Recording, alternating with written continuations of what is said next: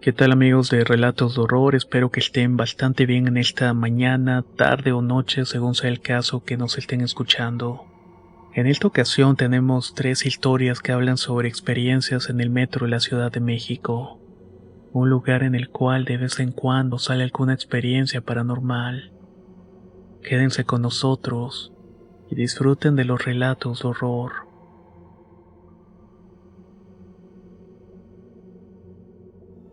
Era una noche como cualquier otra. Había trabajado hasta tarde y el metro de la Ciudad de México, ya vacío, me recibía con su usual eco en las estaciones. Me encontraba exhausto, sumido en un cansancio profundo, casi tanto como para quedarme dormido en el asiento. Al subir al vagón en Tacubaya vi que no había nada más que una persona, un anciano de rostro arrugado con una expresión inexpresiva. Parecía estar disfrutando de unos cacahuates, lo que me hizo pensar que se trataba de alguien como cualquier otro pasajero nocturno. Sin embargo, algo en el aire estaba extraño esa noche, y vaya que no tardó mucho en que lo notara. Me acomodé lo mejor que pude, casi al frente, intentando descansar mi cabeza contra el cristal mientras el tren arrancaba. No quería escuchar el crujir de las cáscaras de los cacahuates que ese hombre parecía estar pelando, aunque yo debo decir con cautela que nunca vi que comiera uno solo mientras lo miré cuando subí. El vaivén del tren me adormeció y los sonidos, además del aire cálido y el murmullo distante de las estaciones, se mezclaron con mis pensamientos. A veces sentía que se detenía y se abrían las puertas y no subía nadie. Fue entonces cuando, medio dormido, percibí un ruido suave. Era casi imperceptible, un crujido de las cáscaras de cacahuate siendo aplastadas más cerca de donde estaba. Al principio no le di importancia, pero el sonido empezó a acercarse. Abrí los ojos confundido y lo vi. El anciano que antes estaba en el asiento más alejado, ahora se encontraba mucho más cerca de mí en unos asientos detrás. Algo no estaba bien. El hombre no se movía con normalidad y su rostro, que antes parecía indiferente, ahora estaba inexpresablemente fijo en mí, mirándome fijamente sin decir nada. Sentí un nudo en el estómago, mi instinto me dijo que debía preguntarle qué quería. No llevaba nada de valor y no pensaba que quisiera asaltarme. Se notaba como un indigente, una persona andrajosa y con los cabellos canosos alborotados. ¿Qué es lo que quiere? Le pregunté y mi voz estaba quebrada por el temor que empezaba a crecer dentro de mí. El anciano no me contestó, solo extendió la mano ofreciendo una palma llena de cacahuates. Mis manos temblaron ligeramente pensando en si debía tomar uno. Estaba tan cansado, casi sin fuerzas, que acepté el gesto sin pensarlo más. Tomé uno de los cacahuates, aunque una extraña incomodidad me invadió al hacerlo.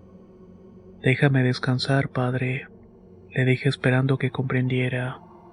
Pero el hombre no se movió. Seguía ahí mirándome fijamente, como si estuviera esperando algo más. Entonces busqué unas monedas en mis bolsillos para dárselas. Quería que me dejara en paz, y al hacerlo el viejo solo se me quedó mirando las monedas y no dijo más. De pronto el tren se detuvo. Fue un golpe seco de frenado y sonó en todo el vagón y las luces parpadearon brevemente antes de apagarse por completo. Unos segundos de oscuridad total que no sé por qué me parecieron eternos. La sensación de estar completamente solo, sin rumbo, me invadió. No sé por qué perdí el sentido de la orientación y el espacio.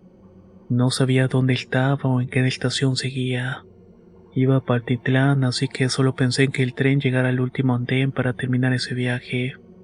Uno que ya se había vuelto muy extraño con ese viejo cerca de mí. Cuando las luces volvieron lo vi. El anciano estaba ahora al fondo del vagón, sentado nuevamente, y crujían las cáscaras de los cacahuates, con un sonido que sonaba como si estuviera más cerca de lo que realmente estaba. Mi mente luchaba por comprender lo que estaba pasando. Me sentía atrapado en una pesadilla. El tren volvió a arrancar y avanzaba a través del túnel, pero algo dentro de mí sabía que aquello no era normal. Las luces se fueron apagando lentamente y cuando el vagón llegó a la última estación en Patitlán, respiré aliviado de haber llegado y poner fin a ese extraño momento.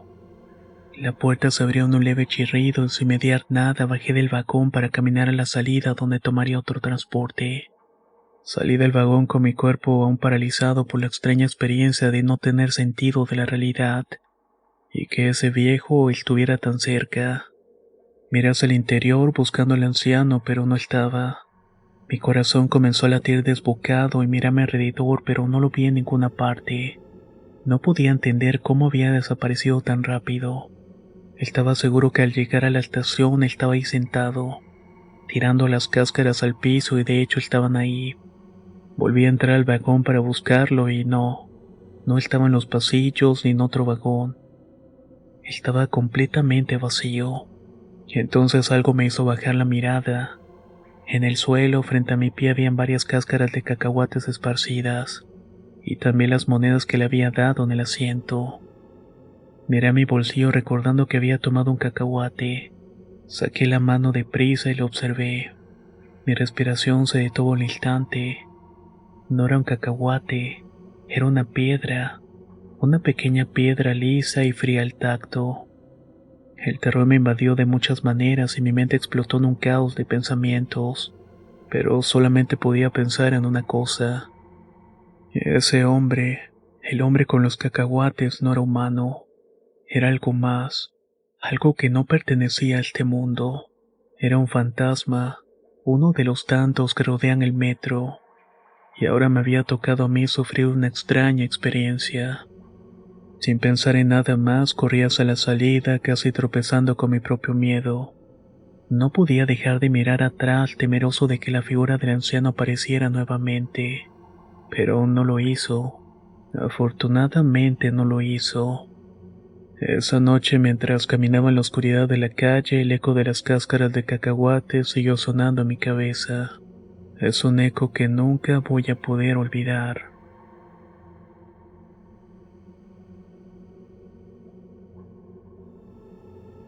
Hace 6 años mi novio volvía de un viaje de estudios. No lo había visto en casi un año y tenía ansiedad por verlo, sobre todo al ponernos de acuerdo para irlo a recibir. Me dijo que su autobús partiría a las 6 de la mañana y llegaría en unas cuantas horas dependiendo del tránsito del día.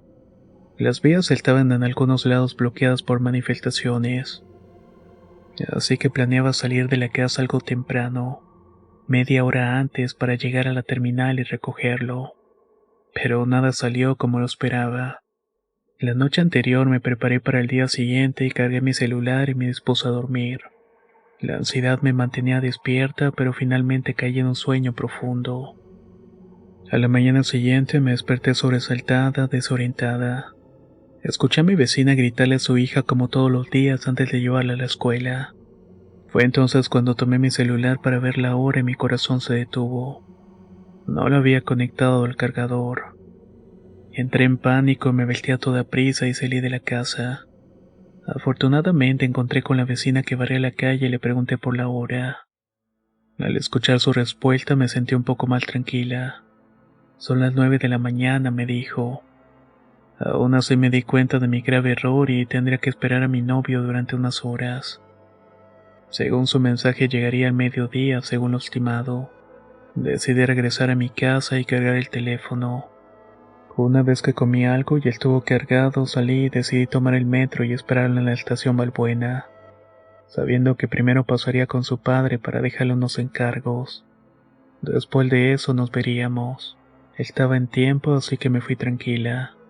Cuando llegué a la estación estaba llena de gente apurada corriendo de un lado para otro. Yo, sin embargo, estaba atrapada en la espera con la ansiedad de que el día que había empezado mal y extraño terminara pronto. Pero por extraño que parezca, algo había en el ambiente tenso y sofocante de la estación a esa hora. Tuve que quedarme sumida en mis pensamientos, mientras estaba al pendiente de los mensajes o las llamadas. Recuerdo que el hastío y las ganas de respirar me hicieron sentarme por un lado de las escaleras. No sé en qué momento cerré los ojos por un momento y me quedé profundamente dormida. Cuando desperté de golpe sentí algo extraño en el aire. Me di cuenta de que no había casi nadie en la estación. Había un silencio inquietante que llenaba el lugar. Solamente el señor de intendencia estaba limpiando el piso a lo lejos y un policía parecía estar revisando su celular. Me quedé ahí confundida intentando reponerme. Pero fue entonces cuando mi mirada se desvió hacia los pies de las escaleras. Allí una niña vestida de forma extraña me estaba mirando. Se encontraba parada con el cabello desordenado y un vestido de pechera y holanes que le llegaban al suelo. Tenía su rostro pálido y su mirada fija en mí.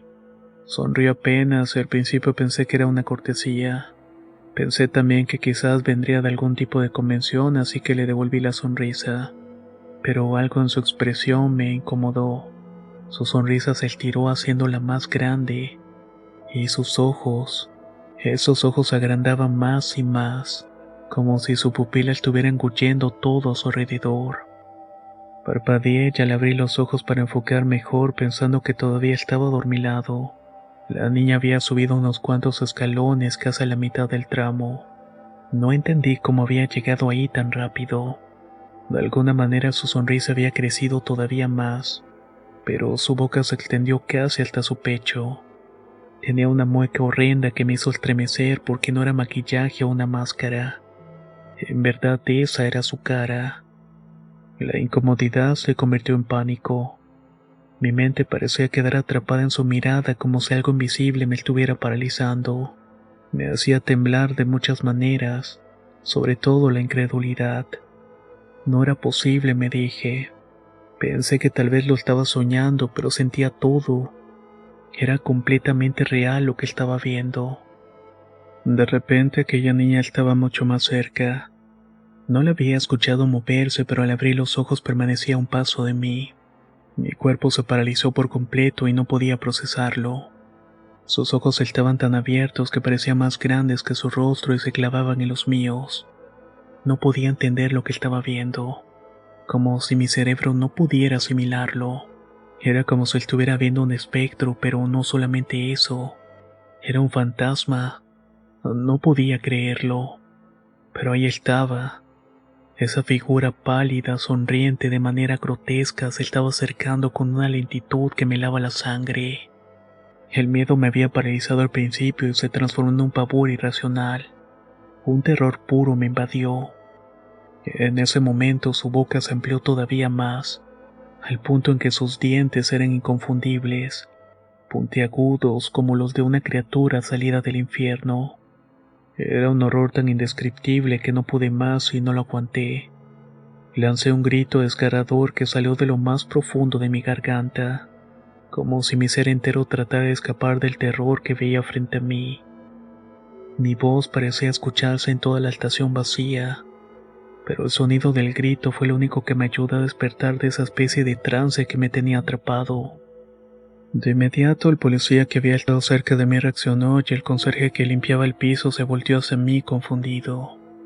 El grito había quebrado la quietud del lugar y ambos al verme desordenado se acercaron. «¿Qué pasa, joven?», me preguntó el policía con un desdén sin saber realmente el pánico que me embargaba. Miré hacia atrás y la aparición seguía allí, más cerca, pero ya no podía mirarla más. Me acerqué a ellos, casi arrastrándome, le dije con voz temblorosa: «¿La ven? ¿Ven esa cosa?». Mi respiración era errática y mi cuerpo no dejaba de temblar. El policía me miró con desprecio como si pensara que estaba loco, como si me hubiera metido algo. Pero fue el conserje quien de repente dijo algo que me heló todavía más la sangre. «A veces aparece una niña en los andenes», dijo en un tono sombrío mirando al suelo. «Pero hay que tener cuidado. Ese espíritu trae desgracias». Las palabras del conserje hicieron que sintiera pánico y una oleada de terror me recorrió. No quería estar ahí ni un minuto más. Sin pensar nada más, me di la vuelta y salí corriendo, dejando atrás el aire pesado de la estación. Mi mente no paraba de dar vueltas. Aquella visión, esa aparición había dejado una marca en mí, un sentimiento de terror que no podía sacudirme. Corrí por las calles en rumbo hasta llegar a mi casa. La zozobra seguía conmigo, cada vez más fuerte, sentía como si algo me estuviera persiguiendo. Pasaron las horas y el miedo no me dejó en paz. Estuve encerrada sin querer salir al exterior. Mi novio me llamó en varias ocasiones, pero él tenía el teléfono apagado, incapaz de dar una explicación de lo que había pasado. Todo parecía irreal, como si estuviera atrapada en un mal sueño del cual no podía despertarme. Me quedé en casa sin fuerzas ni ganas de enfrentarme al mundo. A veces pensaba que la niña del andén aparecería de vuelta. Me preguntaba si algo más había detrás de ella, algo todavía peor, pero no quería saberlo. Ya no quería salir y no quería cruzarme con otro fantasma o con cualquier otra cosa que pudiera estar acechándome. Mi mente estaba rota por el miedo y no sabía si alguna vez sería capaz de recuperar el alma. Créame que tardé bastante tiempo en poder recuperarme de todo esto. De mi novio ni se diga. Terminé perdiendo esa relación. Poco a poco salí adelante y la vida continuó. Pero no era como antes. El recuerdo, las visiones de esa niña y las palabras del conserje al afirmar que traía desgracias era cierto. Mi vida a partir de ese momento cambió. Definitivamente ya no soy la misma.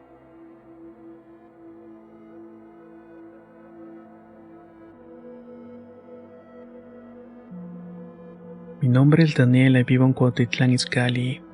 Trabajo como policía auxiliar en la Ciudad de México en la línea 12 del metro.